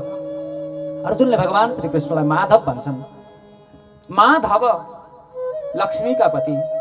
यो यज्ञमा त अथाह ऐश्वर्यको विनाश हुन्छ, ज्ञान विज्ञान नष्ट हुन्छ, अनेकन सृजनाहरू गर्न सक्ने प्रतिभाशाली व्यक्तिहरू संसारबाट हराउन सक्छन्। त्यसैले संसार समृद्धिको बाटोबाट पर पुग्न सक्छ केशव, हे माधव। यद्यप्येते न पश्यन्ति लोभोपहत चेतसः कुलक्षय कृतं दोषं मित्रद्रोहे च पातकं कथं न ज्ञेयमस्माभिः पापादस्मान् निवर्तितुं कुलक्षय कृतं दोषं प्रपश्यद्भिर्जनार्दन। यद्यपि यिनीहरू लोभले ज्ञान नष्ट भएकाहरूले कुलको क्षयबाट हुने दोषलाई, मित्रसँग द्रोह गर्दा हुने उत्पन्न हुने पापलाई यिनीहरूले बुझ्दैनन्। तर हामीले चाहिँ किन नगर्ने, किन नबुझ्ने? कथन न ज्ञेयम अस्माभिः पापादस्मान् निवर्तितुं। यो कठोर घोर पापबाट बच्न हामीले चाहिँ किन चिन्तन नगर्ने? कुलक्षय कृतं दोषं प्रपश्यद्भिर् जनार्दन। प्रपश्यद्भिः अस्माभिः, यो देख्ने हामीहरूद्वारा त किन चाहिँ यसबाट मुक्त नहुने? कुलको नाश भयो भने सनातन कुल धर्म नष्ट हुन्छ। धर्म नष्ट भयो भने अधर्मले समाजमा आफ्नो व्याप्ति गर्दछ। अधर्मको व्याप्तिको सबैभन्दा पहिलो संक्रमण नारीहरूमा हुन्छ। फेरि किनभने नारीहरू कोमलताका, वात्सल्यताका, ममताका प्रतिमूर्ति हुन्। हजुरहरूलाई थाहा छ प्राणीहरूमा गाईलाई कुनै रोगी व्यक्तिले जंगलका जडीबुटीहरूको मध्यमा लगेर चराउँछ भने व्यक्तिको रोगको संक्रमण गाईको शरीरमा तत्काल हुन्छ। आफ्नो शरीरमा संक्रमित रोगको लागि गाईले ती जडीबुटी सेवन गर्दछिन् जुन रोगबाट उनको आफ्नो शरीर ठिक हुन्छ। उनको शरीर ठिक हुने जडीबुटी पहिचान गर्ने सामर्थ्य गौमातामा छ, गोमातामा छ। र उनको शरीरभित्र विकसित भएको एन्टिबडीबाट, उनको त्यही शरीरबाट अनेकौं जडीबुटीहरू सेवन गरेर आएको त्यसको सारभूत दूधबाट फेरि त्यो सेवा गर्ने, गो सेवा गर्ने व्यक्तिलाई पनि तत्त रोगबाट मुक्ति मिल्छ। अलग अलग रोग लागेका व्यक्तिहरूले गाई सेवा गरेर गाईको शरीरबाट प्राप्त भएको गहुँत दूधको माध्यमबाट आफूलाई निरोग बनाउने प्राचीन पद्धति हो। र गाईहरू स्थानीय जातका लोकल गाईहरू जसको जुरो छ, जसको गलकम्बल छ, संस्कृतमा गाईको परिभाषा सस्नादिवत्वम ककुतवत्वम, शान्ति र प्रेम जहाँबाट कहिले अन्त हुँदैन। जो देश हाइट र लाइटको देश हो, हाइट माउन्ट एभरेस्ट, सगरमाथा, स्वर्गमस्ता, लाइट भगवान गौतम बुद्ध, लाइट भगवान पशुपतिनाथ, पशुका पनि पति, पशुलाई पनि माया गर्ने, पशुलाई पनि रक्षा गर्ने। संसारभरका पशु अधिकार कर्मीहरूलाई पशुपतिनाथमा भेला गरेर भगवान पशुपतिनाथको पवित्र आशिषले विश्वभर अहिंसा फैलाउने सामर्थ्य मिल्ने स्थिति सिर्जना होस्, भगवान पशुपतिनाथसँग कामना गरौँ। पशु पासमा बाँधिएकालाई भनिन्छ। हामी कामको पासोमा, लोभको, मोहको पासोमा बाँधिएका छौँ, मद र मात्सर्यको पासोमा बाँधिएका छौँ। शिवपुराणमा पाशुपत व्रतको व्याख्या छ।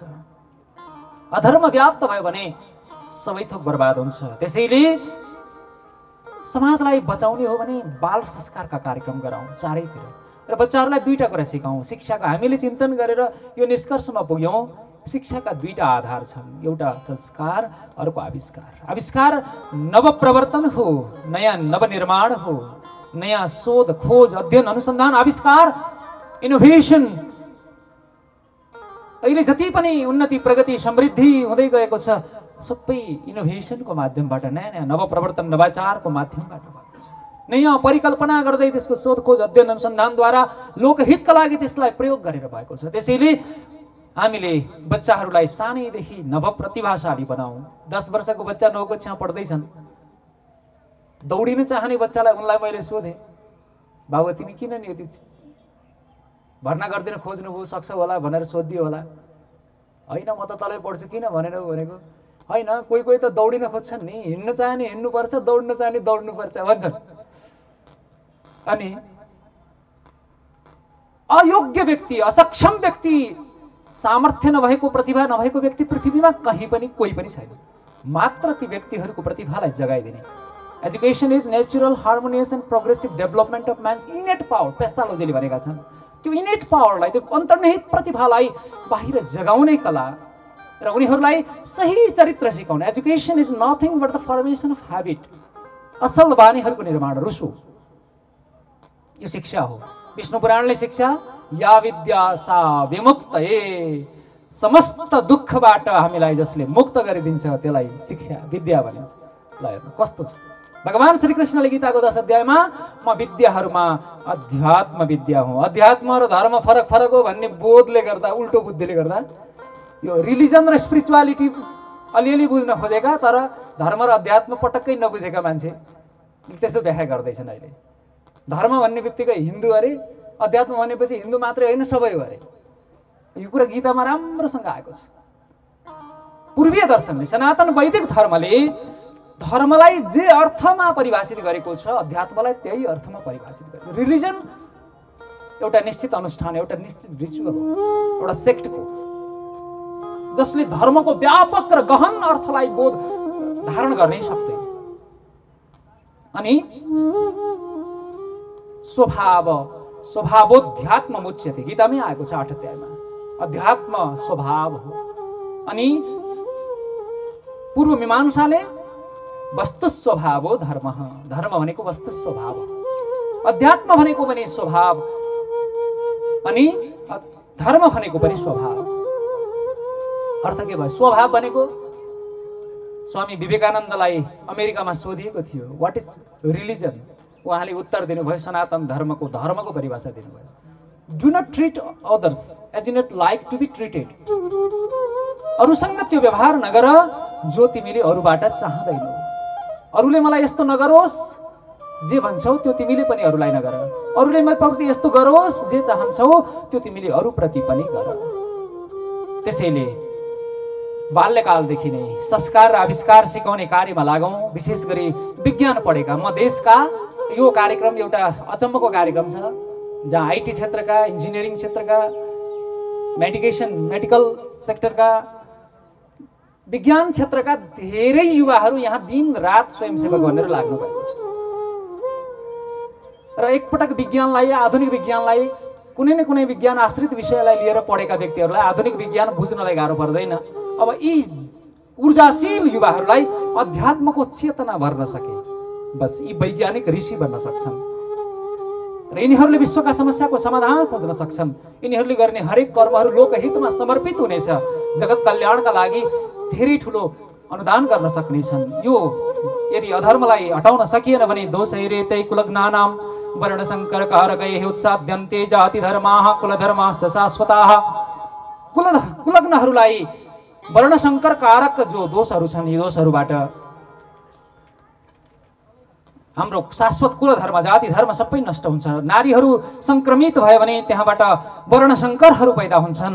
वर्णशंकरहरू पैदा भएपछि उनीहरूबाट पितृहरूको पतन हुन्छ र पितृहरूको उदक क्रिया र पिण्ड क्रिया दुईटै, श्राद्ध र तर्पण दुईटै कर्महरू बन्द हुन्छ, जसका कारण जाति धर्म र कुल धर्म शाश्वत धर्म, यहाँ सनातन धर्मलाई शाश्वताः धर्माः भनी जाति धर्माः कुल धर्माः भनिएको छ।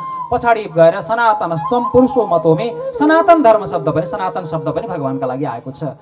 उत्सन्न कुल धर्माणां मनुष्याणां जनार्दन नरके नियतं वासो भवतीत्यनुसुश्रुम। हे केशव वयम् इति अनुसुश्रुम यत् उत्सन्न कुल धर्माणां मनुष्याणां तु अनियतं नरके एव वासः भवति इति वयम् अनुसुश्रुमः। यी कुलनाश गर्ने कुलघात गर्ने व्यक्तिहरूको चाहिँ नरकमै नित्यवास हुन्छ यस्तो हामीले सुनेका छौँ। यो नरक पनि नरकै लागि बनाएको हो कि मान्छेले नै बदमासी गरेर। पशुहरू मरेर नरक जाँदैनन्, नर मरेर नरकमा जान्छ। जम्मै गल्ती गर्ने, प्रकृति विरुद्ध चल्ने, संसारलाई दुःख दिने सताउने कार्य नरले गरेको छ। संस्कृत व्याकरणमा स्वार्थमा कन प्रत्यय गरेर पनि अर्थ परिवर्तन हुँदैन। नर एव नरकः, कन प्रत्यय गरिएको छ, नरबाटै नरक शब्दको निर्माण भएको छ। त्यस्ता व्यक्तिहरू नर नै जो चरित्रहीन नरहरू छन्, समाजमा ती नरहरू नै वास्तवमा नरक हुन् जसले चाहिँ समाजलाई आतंकित गरिरहेका छन्, दुःख दिइरहेका छन्। यस्तो हामीले सुनेका छौँ। केशव अहो बत महत पापम कर्तुम व्यवसिता वयम यद राज्य सुखलोभेन हन्तुम स्वजन मुद्यताः। अहो हामीले त ठुलो दुःखको खेदको कुरा छ, घोर पाप गर्न निश्चय गरेछौँ, लडाइँ गरेर मान्छेलाई मारेर राज्य प्राप्ति गर्ने, त्यो पनि सुख र लोभ सुख भोगका लागि। क्षणिक तुच्छ लोभले हामीलाई बर्बाद गरेछ, आफ्नै स्वजनलाई मार्न खोजेछौँ। हे केशव यदि माम प्रतीकारम शस्त्रम शस्त्रपाणयः धार्तराष्ट्रहरणे हन्युस्तनमे क्षेमतरम भवेत्। यदि म शस्त्र छोडेर निशस्त्र अशस्त्र भएको व्यक्तिलाई शस्त्र धारण गर्ने व्यक्तिहरूले प्रहार गरेर मार्छन् भने बरु मलाई मारुन्, म बरु त्यो सहन सक्छु, मेरो लागि त्यो बरु कल्याणकारी हुनेछ। तर म चाहिँ अब चाहिँ लड्नलाई प्रवृत्त चाहिँ हुन्न भनेर अर्जुनले थचक्क रथको पछाडिपट्टि बसे। सञ्जयले भन्छन् एवं उक्त्वा अर्जुनः सङ्ख्ये। हाम्रो 6 दर्शनहरूमध्ये एउटा दर्शन छ साङ्ख्य दर्शन। कुन दर्शन छ? साङ्ख्य। साङ्ख्य शब्दको निर्माण भएको हो सङ्ख्याबाट। सङ्ख्याको आविष्कार कहाँ भएको रहेछ? वी ओल टु हिन्दूज हु टट अस हाउ टु काउन्ट। आइन्स्टाइनले भनेको पनि त्यही हो, हामीलाई उनीहरूले गिन्ती गर्न। अहिले यद्यपि मान्यतामा शून्यको आविष्कार मात्रै भारतवर्षबाट भयो भन्ने कुरा चाहिँ विश्वव्यापी रूपमा चर्चा छ, तर वस्तुतः अहिलेका धेरै, चाहे हजुरहरूले गुरुत्वाकर्षणको कुरा गर्नुहोस्, पाईको कुरा गर्नुहोस्, यिनीहरूका पहिले नै खोज भएका छन्। तत्राद्यापतना समवाय कारणम गुरुत्वम पृथ्वी जलमात्र वृत्ति। न्युटन भन्दा धेरै वर्ष पहिले, 100औं वर्ष पहिले गुरुत्वको बारेमा लेखिएका ग्रन्थ हाम्रा समाजमा पढ्ने र पढाउने थियो। अब त्यो डकुमेन्टेसनमा हामी पछाडि पर्यौँ। आधुनिक भाषामा हाम्रा यी ज्ञान विज्ञानलाई प्रस्तुत गर्न नजान्दा, आधुनिक शैलीमा पद्धतिमा त्यसलाई सिद्धान्तीकरण, त्यसलाई सामान्यीकरण, त्यसलाई जनजनमा पुर्याउने साधारणीकरण इत्यादिका कर्महरूमा हामी पछाडि पर्दाखेरि हामीलाई धेरै ठुलो क्षति भएको छ। अर्जुनले यस्तो प्रकार भने सङ्ख्य, यहाँ युद्धको पनि, युद्ध क्षेत्रलाई पनि सङ्ख्य नाम छ। सङ्ख्य युद्धको नाम हो सङ्ख्य। सङ्ख्यमा अर्थात् युद्ध क्षेत्रमा यस्तो भनेर अर्जुन चाहिँ थचक्क रथको पछिल्लो भागमा विसृज्य भनेको छोडेर, सशरम, सर भनेको बाण सहित, चापम भनेको धनुषलाई छोडेर, विसृज्य विसर्जन गरेर शोक संविघ्न मानसः अर्जुनः उपाविशत। अर्जुन चाहिँ थचक्क रथको पछिल्लो भागमा बसे। अति धेरै चिन्ता भयो भने व्यक्तिले आफूलाई सम्हाल्न सक्दैन। अब यो संसारभरिका डिप्रेसनका रोगीहरू, संसारभरिका मनोरोगीहरू, न्युरो साइन्टिस्टहरू, न्युरो साइन्सका डक्टरहरू अहिले संसारमा, एकजना न्युरो साइन्टिस्टसँग आज बिहान मेरो कुरा भएको थियो, डाक्टर कमाल ढकालसँग। बिहान आधा घण्टाभन्दा धेरै चर्चा भयो। यति धेरै यो न्युरो साइन्ससँग जोडिएका व्यक्तिहरू यो हाम्रो ब्रेनको अद्भुत संरचना देखेर, शरीरको यो चाहिँ न्युरो साइन्सलाई बुझ्दाखेरि अहो अद्भुत विज्ञान छ हामी कहाँ। त्यसको महत्त्व, त्यसको सदुपयोग, त्यसको उपादेयता हामीले बुझ्न नसक्दा यत्रो वैभव, यत्रो अथाह सम्पदा थियो विश्वमै। सान नेपाल हाम्रो कला ज्ञान विज्ञानको भव्यताको, हामीले अद्भुत नेपालको अद्भुत यो सम्पन्न सम्पदाले युक्त देशको पुनः हामीले निर्माण गर्नु छ। अर्जुन चिन्तित भएर थचक्क बसे। पहिलो अध्याय समाप्त हुन्छ। यो ज्ञान अब जति पनि संसारमा चिन्तामा डुबेका व्यक्ति छन् ती सबैलाई गीता सुनाउनुहोस्। र यो गीताको अब दोस्रो अध्यायबाट भगवान श्रीकृष्ण स्वयंले दिनुभएको दिव्य ज्ञान, अलौकिक ज्ञान हामीले श्रवण गर्नेछौँ। 18 अध्यायमा पहिलो अध्याय, एउटा श्लोक पनि नछोडिकन भयो, यसै गरी नछोडिकनै भ्याउने हो सबै 18 अध्याय। अब साङ्ख्य योग, दोस्रो अध्याय नै साङ्ख्य योग हो। सङ्ख्याको आविष्कार पूर्वबाट भयो। त्यही सङ्ख्यामा तत्त्व प्रकृतिका 24 तत्त्व, 10 प्राण, 10 कर्मेन्द्रिय, 10 ज्ञानेन्द्रिय, मन बुद्धि चित्त अहङ्कार, यी 24 तत्त्व प्रकृति हो। यी 24 तत्त्वदेखि पर रहेको तत्त्व पुरुष तत्त्व हो, 25औं तत्त्व। तत्त्वमा सङ्ख्यामा तत्त्वलाई व्याख्या गर्ने वर्णन गर्ने ग्रन्थलाई साङ्ख्य दर्शन भनेर भनिन्छ। साङ्ख्य दर्शनको उत्पत्ति यहाँबाट भएको छ। त्यो पनि कपिल वस्तुका कपिल ऋषिले दिएको दर्शन हो साङ्ख्य दर्शन। उहाँको बारेमा उहाँको साङ्ख्य योग दर्शन छँदैछ। त्यहाँ ईश्वरासिद्धि भन्ने एउटा चाहिँ सूत्रका कारण केही व्यक्तिहरूले चाहिँ कपिललाई अलि आधुनिक व्याख्याताका रूपमा पनि स्वीकार गर्दछन् र श्रीमद् भागवत महापुराणमा कपिललाई अत्यन्त ठुला भक्तियोगका महान आचार्यका रूपमा पनि व्याख्या गरिएको छ। उहाँ भगवानका अवतारका रूपमा पनि प्रतिपादित हुनुहुन्छ। सङ्ख्या तत्त्वको सङ्ख्याको आविष्कार पूर्वको धरतीबाट भयो, गणितको आविष्कार यहाँबाट भयो।